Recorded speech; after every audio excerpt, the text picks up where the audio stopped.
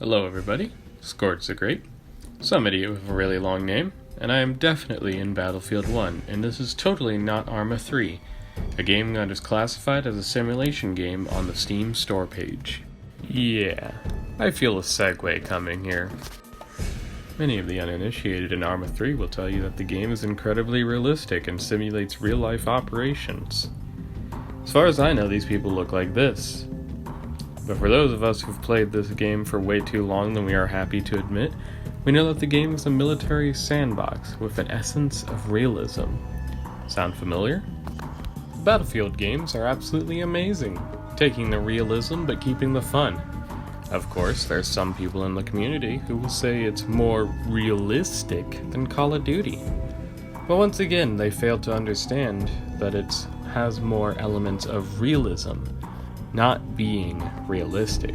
So, what's the difference? Well, when something is realistic, it is considered to be closer to the experiences it is trying to recreate. Saving Private Ryan is realistic to a certain extent. So is Red Orchestra, a game that holds hard on its ballistics and weapon models. I'll tell you, I had been playing for years before I learned you could adjust your sights on some of the rifles. Realism is an artist's interpretation of what it was and could be like. In a mostly grounded manner, take Battlefield 1 and its predecessor, Battlefield 5. Tell me, what makes the one on the left good and the one on the right bad? Well, for one, the Russian sniper was a real group in World War I. The Russian sniper's character design is practical, grounded in realism. As for the British sniper woman, she exists for no reason. She has a claw arm and it's just there, like nobody wants to explain what the hell is going on. Of course, I played Battlefield 5 a while ago and it was okay, like honestly, that was it.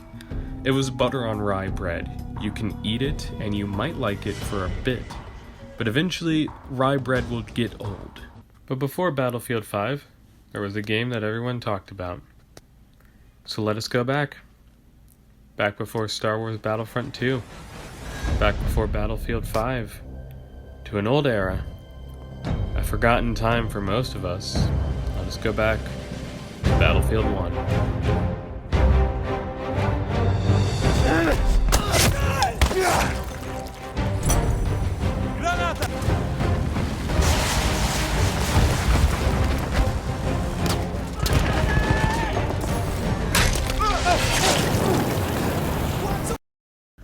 Battlefield 1. No other game is truly like it. From the guns to the aesthetic, the glorious bayonet charge. Oh my god, the bayonet charge.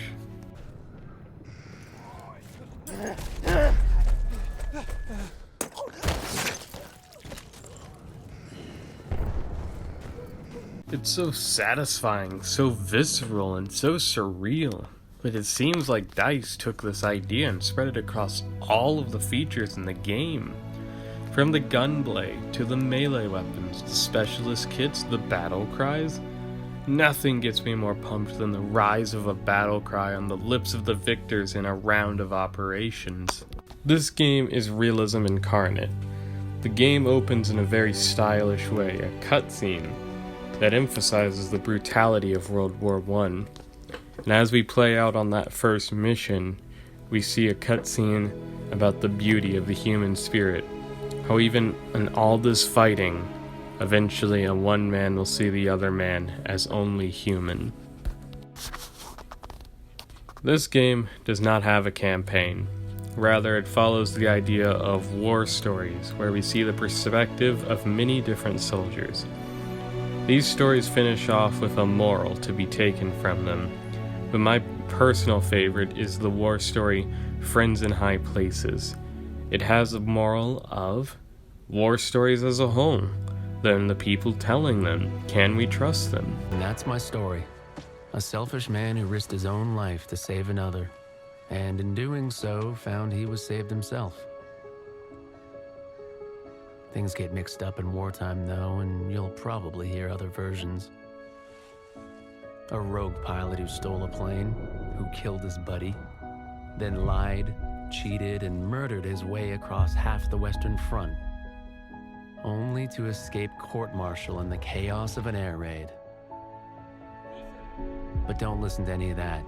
What you heard from me is the truth. I wouldn't tell you if it wasn't. Would I? And the final message is of remembrance. To remember the soldiers who gave their lives in World War I. And that is something very rare for a war game, especially a mainstream one. Battlefield 1 is still a beautiful game in 2021. Years after its launch, and by technical standards, there's no other game like it, just simply put. There's a sense of weight behind everything, a sadness. There's a map out there in the game that I swear every time I died, a cello sting played. As if the game was lamenting my death, as if the game recognized how pointless the war truly was. As it was, the game always has a good atmosphere. I'd just be repeating myself. Map design is incredible. I don't think there were truly two maps that are similar. Verdun Heights happens to be my favorite map of all of them. Being a truly beautiful and devastating view of the war, all of the game is painted in a very interesting level of destruction and carnage. There is one thing that many do not talk about when this game comes up, and it happens to be the one I'd say is the most important. The launch of Battlefield 1.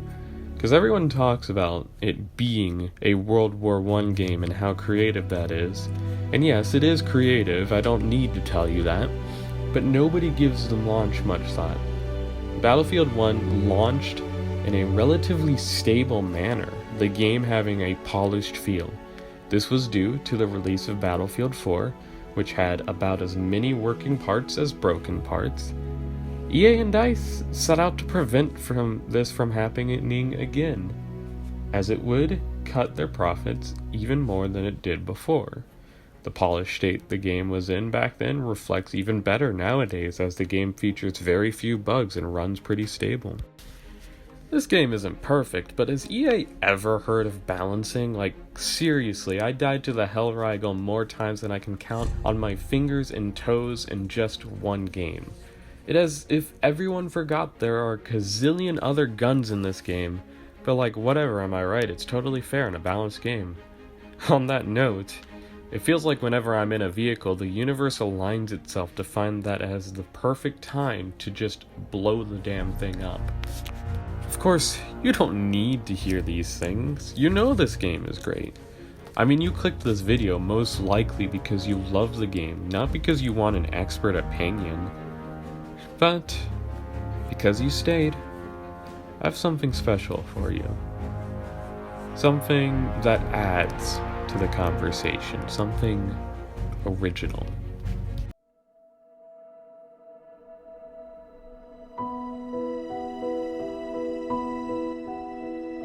So it is that this love letter ends in a goodbye. A goodbye because the game is dying. It's already in its late stages of death. Hackers and cheaters now roam the servers.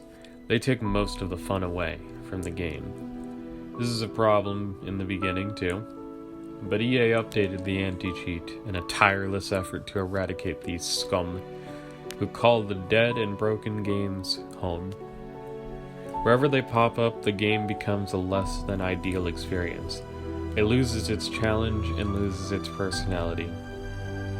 Because these pests want an easy victory in a fruitless charade, EA made it their goal to fight them and held them at bay until recent. When the game started dying due to having a successor, Battlefield 5, the server attendees dropped, slowly and slowly, until it was impossible to find an operation from the Operations tab.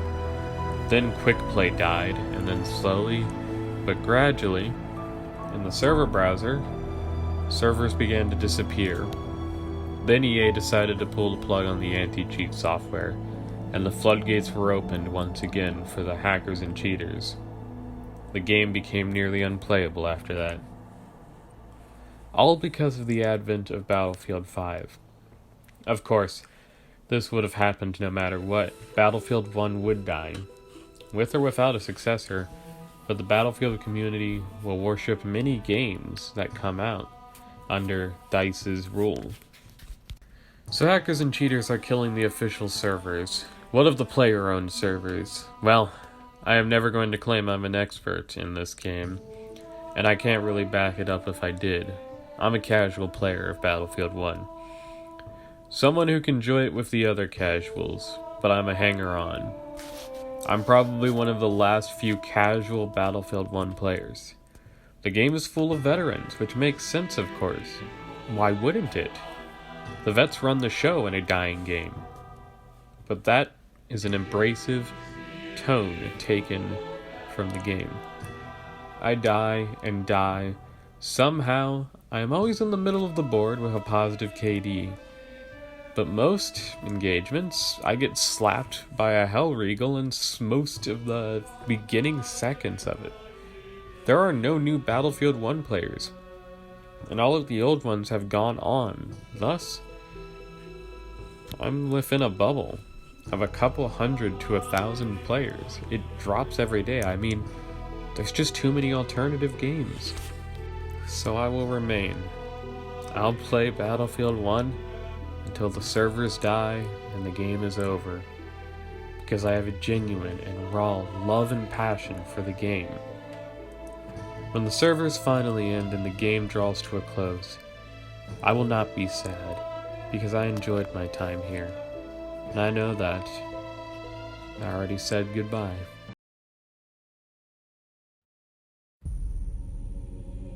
One day, all this will be over.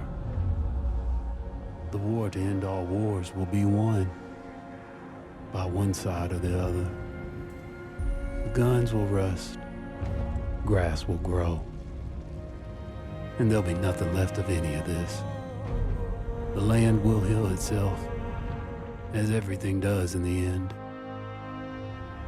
We'll be long gone by then, but maybe not forgotten. History only remembers 1 in 1,000 of us. Then the future will be filled with stories of who we were and what we did, how we lived, how we fought, and how we died. When this is all over and the war is won, they will remember us. But until that day comes, we will stand. We will look death in the eye, and we will fight.